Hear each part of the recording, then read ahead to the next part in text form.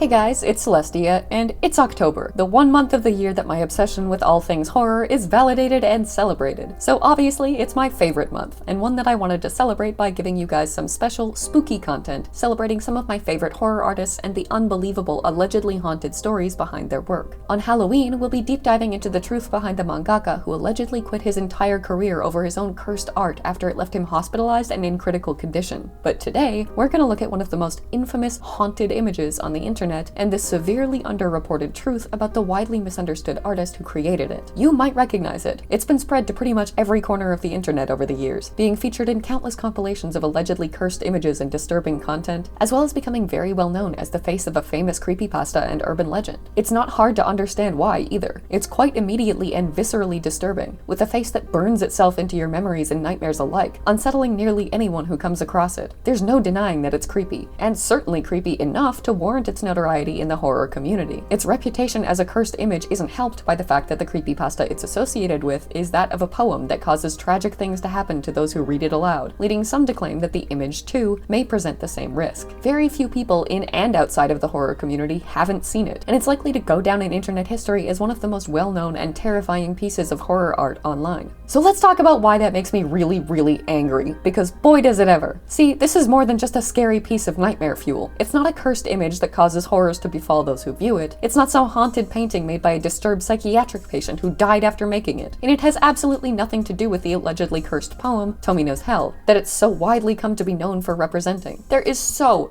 much misinformation and rumor mongering surrounding this piece of art and the artist who made it, and so much of the coverage about this so-called truth behind it is either misinterpreted, incomplete, or outright wrong. And it's led a deeply emotionally significant piece of art to be reduced to a creepy piece of internet horror and nothing more, which is something that I consider to be sincerely devastating. I get it. It's creepy. It's horror art, of course it is. And it succeeds at scaring its viewers exceptionally well. That face alone is one that is absolutely liable to haunt the thoughts and nightmares of anyone who comes across it. And part of the reason I'm discussing this with you guys during spooky season is to bring attention to an artist that I feel is truly unrivaled in her ability to use art to deeply and viscerally disturb anyone who views it, and how significant of an achievement that is for any horror artist. It's Halloween, and I want to gush at you guys about an artist that's able to scare with her art better than anyone I've ever seen. But I also want to set the record straight on why she makes that art, who she is, and what it really means. Because all of that has become egregiously overlooked as the face she depicted in that piece became world famous online as nothing more than a cursed image or nightmare fuel. That in mind, let me tell you the real truth behind the so-called haunted art that's been the source of so many sleepless nights and sensationalized online rumors, because there's so much more to it than you might think. First though, a quick warning. Many people covering this topic have decided not to mention the more sensitive subject matter that's deeply involved in this art and artist's history, largely to avoid demonetization as a result of its discussion. I personally feel that neglecting to discuss those elements is doing a massive disservice to an artist who made this work specifically to bring attention to them and express her experiences with them. And this lack of acknowledgement of it has contributed largely to the total erasure of the true meaning that I feel is so important not to forget. And while I will be censoring terms and going into as little detail as possible about that sensitive subject matter so as to avoid triggering anyone, I will be explaining the full truth about this so-called cursed art, and that includes mentions of topics that viewers might find upsetting. These include both mental and physical illness, trauma, misogyny, and SA. Additionally, I will be showing multiple pieces of this artist's work, many of which are visually disturbing. And while they don't show any of those topics directly, they do pertain to and represent them. If any of that might trigger you, this is probably a good time to click off this video. For those of you who are sticking around though, let me tell you about Yuko Tatsushima, one of the most widely understood artists online and the creator of this infamous image. Contrary to popular belief, it is not associated with the legend of Tomino's Hell, a poem written in 1919 by Saijo Yaso that is rumored on sites like 2chan to be cursed. According to the myths circulated online, anyone who reads that poem aloud will suffer tragic consequences, with many users claiming to have experienced this themselves. It's unclear why this particular piece of Yuko's came to be so closely and popularly associated with it, and while the poem includes two sisters that the woman in the piece could be implied to represent, I can't say for sure if that's the case. What I can say is that for whatever reason, it's become so closely intertwined with this story that there's even been fan art made of the woman depicted in it as a tribute to Tomino's Hell rather than the original piece. While Tomino's Hell is an interesting urban legend, it's not one that I'm going to be going into much more detail about. I've linked a video in the description and the iCard above that explains its history and nuance, and there are plenty more like it, so I don't feel like there's a need for yet another person to discuss its lore. What I do feel like there's a need for is for more attention to be brought to the image's true origins, so that that art can be appreciated for its own significance rather than that of a story it was never meant to be associated with. This famous image is actually a close-up cropped version of this piece by Yuko Tatsushima, titled "I Can No Longer Be a Bride." While the face alone may be disturbing on a purely visual level, the entire piece tells a story that, while no less disturbing, is much more significant, depicting a woman with an unnaturally long neck, a mostly bared chest emphasized by a tightly bound corset, and a bloody wound on her lower half that's location speaks for itself.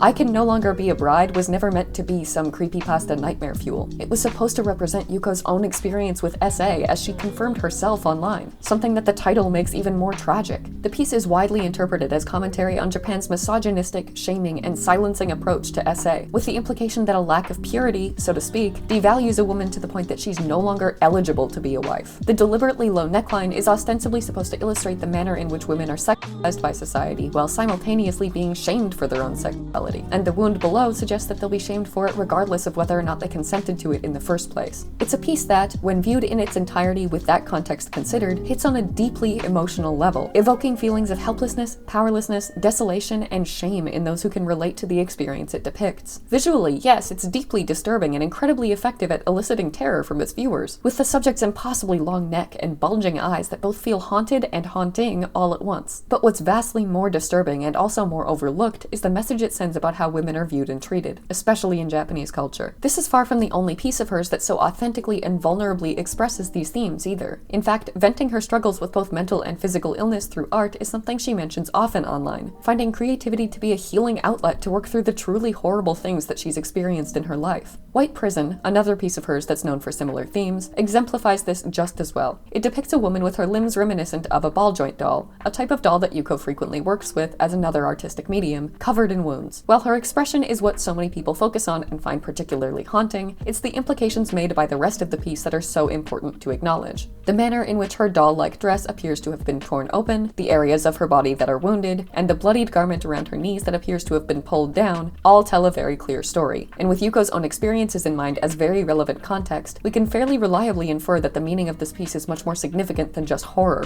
Horrifying, yes, but on a much deeper and more personal level than just the visual. It makes her expression even more painful. It's not just creepy, it's that of a truly broken girl that's been reduced to the powerless state of a doll by a person or even society that values her solely for her body, stealing her innocence in the process. It's emotional, it's meaningful, and it resonates so deeply with those who have shared this experience, myself included. It's so much more than horror. And while those are the most well-known examples, they're far from the only ones. Much of her work expresses her commentary on society at large, criticizing everything from the brutality of war, to the misogyny inherent in a male-dominated society, to the abuse women face for no reason more significant than that they're women. Much more of it expresses her lifelong battle against physical and mental illness, mentioning frequently on Twitter that she uses art to cope with the pain of fibromyalgia, fibrocystic breast disease, bipolar disorder, ADHD, and an unspecified dissociative disorder that she implies on one occasion is DID, or dissociative identity disorder. She's spent so long dealing with so much pain, trauma, and sickness, and yet she's found a way to turn it into something hauntingly beautiful through her work. And that's why it bothers me so much that so much of the coverage of this cursed painting fails to acknowledge almost any of that. Yes, everyone is right when they say that she's exceptionally skilled at disturbing viewers in a unique and striking manner with her art, with so many elements creatively and consistently succeeding at eliciting a deeply visceral fear that is sincerely difficult to achieve with art alone. Yes, people are right to praise her ability to create truly unforgettable horror art that I believe is unrivaled, but to only acknowledge her work's value as something creepy or disturbing and reduce it to cursed image nightmare fuel is, in my opinion, to insult how much more than that it is. Even when videos and articles discussing the notorious image do acknowledge her as its source, independent from Tomino's Hell, they still rarely acknowledge anything other than the terrifying, unsettling nature of her art on a purely visual level. Despite the fact that she's openly trying to express so much more than horror, sensationalized clickbait has reduced it to just that. It's art that many feel expresses how women are devalued, objectified, and reduced to nothing more than their appearance, and it's frustrating to see that it is effectively being devalued and reduced to nothing more than its appearance by everyone who fails to look beyond the surface. People claim that it's difficult to find background information on Yuko confirming the meaning behind her work and the experiences she's expressing, citing that difficulty as the justification for failing to include it in their coverage. But her Twitter is completely public, and she's gone into a great deal of detail about those experiences and how she uses art to express and cope with them. She's openly said that she doesn't want to hide anything from her past and wants to be open about how it's influenced her work, and has expressed frustration at it being so widely widely misunderstood and misinterpreted. This is a woman who spent her whole life fighting against society, misogyny, abuse, and her own health, and has fought through those struggles to be able to turn them into a form of creative expression that means something real, both to herself and those who relate. And my god, has she done an incredible job at it. I've dealt with a lot of the same struggles that she discusses, and her art hits me on a level that words can't even express.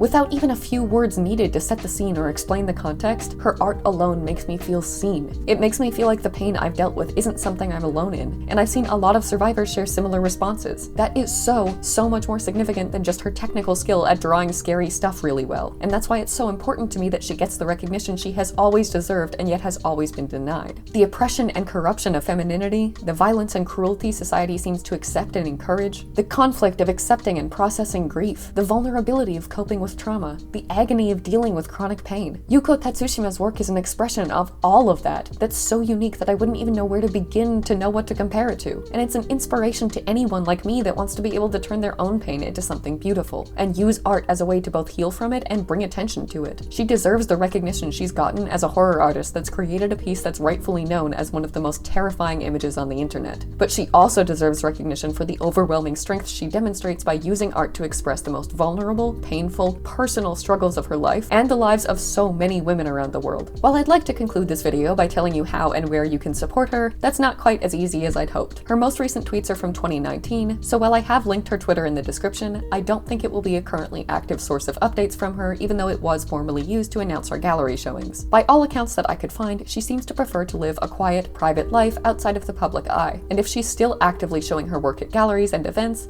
she's not advertising that online to my knowledge. If I'm wrong and she is posting somewhere else that I couldn't find, please let me know in the comments and I'll pin it so that people know where to find her. Other than that, all I can do is encourage you to check out her website, which serves as a sort of portfolio displaying the many types of art she creates. This includes all of her paintings, which have been the focus of this video so far, but also includes her photography, sculpting, and ball joint dolls, and is an immensely intriguing and emotional experience to browse through. I'll warn you now that there is nudity present, and as with the work I've shown so far, a lot of visually disturbing content. But if you're okay with that, I can't oversell the value of immersing yourself in this wonderfully gifted woman's work even just for a few minutes. It's haunting, disturbing, unsettling, and terrifying. And it's also emotional, hard-hitting, and overwhelmingly important, not just as art, but as commentary on the issues in society that so few want to acknowledge, much less look at and talk about. I feel like everyone will be able to interpret different meanings from each of her pieces, largely informed by their own experiences, which is, in and of itself, sincerely beautiful. And after years of being reduced to just that spooky, scary, cursed artist who made the Tomino's Hell picture, I hope this video brings at least a little bit of attention to Yuko Tatsushima as the influential, inspirational, unforgettable artist that she is beyond that. Thank you for watching, and I hope you enjoyed today's video. Special thank you as always to channel members Joseph Solomon, TC Pratt, Zelda Devarag 42, Haruki Saluzzo, King Good James, CP Little Thing, Art of Amethyst Fable, Extinction Animation, and Andy the Hedgehog, as well as patrons Batman, Kyle Lowe, Blue Swanson, Cora Fear, Jamisha Walker, Elengshi, Kim Yu Yen, Crazy Yasar, Gen Tong, Grayson Xavier, Blah Mage, TC Pratt, Finn, Celine Merriman, Ash, Eldritchia, The Stray Dog, Ulura, Greg Noble, Decagon, Jenny Chan, Catbus, Mac, Lucy Yamajiki, Selena Beebe, Pride Day, Totally Shogun, Insomniac Sleep Schedule, Ling Tang Wong, and Marie Greer, and I'll see you in the next one.